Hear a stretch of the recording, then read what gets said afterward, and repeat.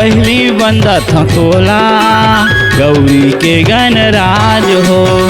पहली बंदत तोला गौरी के गणराज हो। गौरी के गणराज हो। गौरी के गणराज हो। गौरी के गणराज हो। गौरी के गणराज हो। पहली बंदत तोला गौरी के गणराज हो। पहली बंदत तोला गौरी के गणराज हो।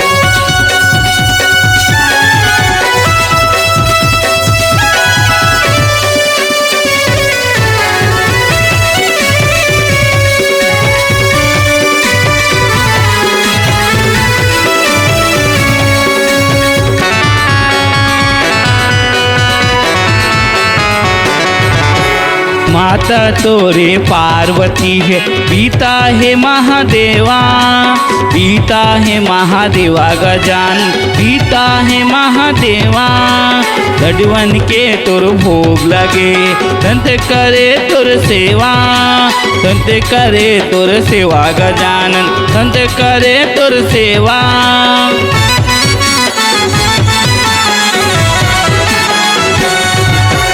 माता तोरे पार्वती है, पिता है महादेवा। पिता है महादेवा गजान, पिता है महादेवा। लड्डुअन के तोर भोग लगे, संत करे तोर सेवा। संत करे तोर सेवा गजानन, संत करे तोर सेवा। गौरी के गणराज हो। गौरी के गणराज हो। गौरी के गणराज हो। गौरी के गणराज हो। पहली बंदत तोला गौरी के गणराज हो। पहली बंदत तोला गौरी के गणराज हो।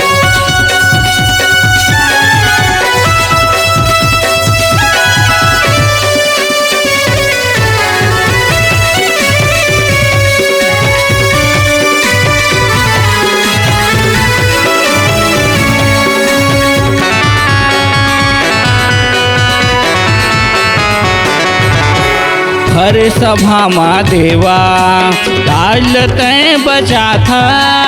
लाल तय बचा था देवा, लाल तय बचा था। विनती ला सुन ले मोर प्रभु, चरण मात नवाथन। चरण मात नवाथन देवा, चरण नाथ नवाथन।